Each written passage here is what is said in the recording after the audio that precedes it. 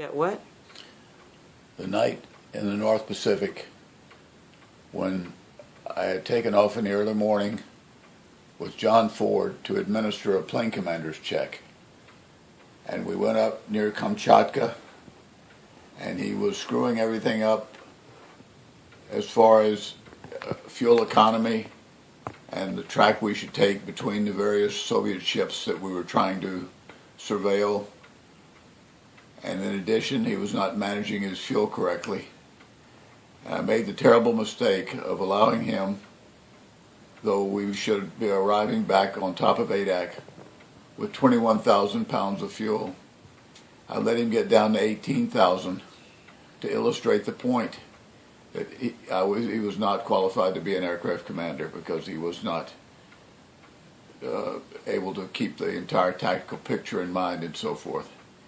It turned out the weather at Adak is absolutely awful, and it was driving rain, and we had to do what's called a circling approach to the runway, and we broke out, and there was the runway ahead, and we touched down, and the plane turned sideways, and John threw his hands in the air and said, "Skipper, you've got it." Oh my God. I had to use full power on engines 1 and 2. If you can imagine this on a runway at night now, I had to use full power on 2 engines to straighten the airplane out and get us headed back down. I didn't go off the runway, and how I did, and I don't know. And of course then came on with full power of all 4 engines and began to lift off. And the second class petty officer, our second mech, who was sitting in the flight engineer's seat, very calmly said to me, "Skipper, you still got land flaps." We'd have hit Tuxedo Hill if I hadn't picked up those flaps. So we took off, and I came around, we switched seats, and so now I was in the left seat. And I touched down gently, and the airplane began to turn sideways too. It turned out that there was a terrible crosswind that was blowing the tail to the right, and so we couldn't keep the airplane on the runway. Wasn't it also ice covered? And that's all I was going to say this. Supposedly there was friction from snow. The rain had come along and washed all the snow off, and we were landing on plain ice, clear ice. And with a 30-knot crosswind component, which is what we had, you cannot keep a P-3 on the runway in those circumstances. So I lifted off again and climbed out, and I remember climbing out, and it was by that time we did in fact reach 18,000 pounds of fuel. I remember saying, you say, "How could you remember from that time?" But I said, "We're climbing to flight level 180, and I remember that matched the 18,000 pounds.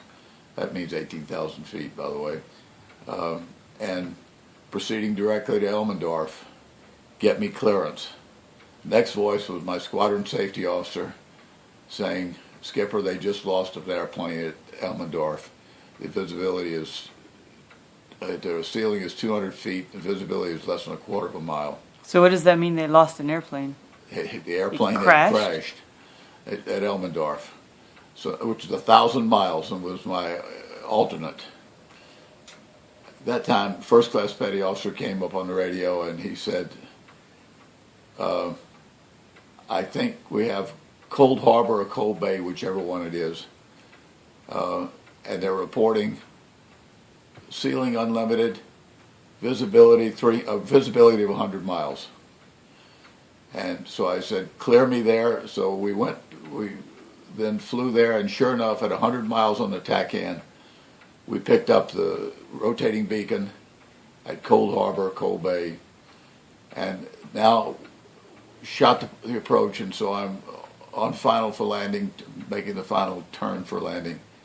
And the flight engineer says, "Skipper, we have a generator light number 3.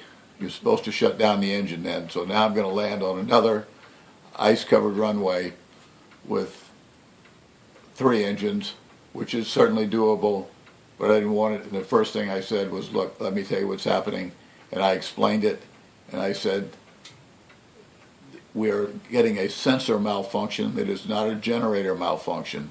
So we're going to keep the engine," and of course it was my decision anyway.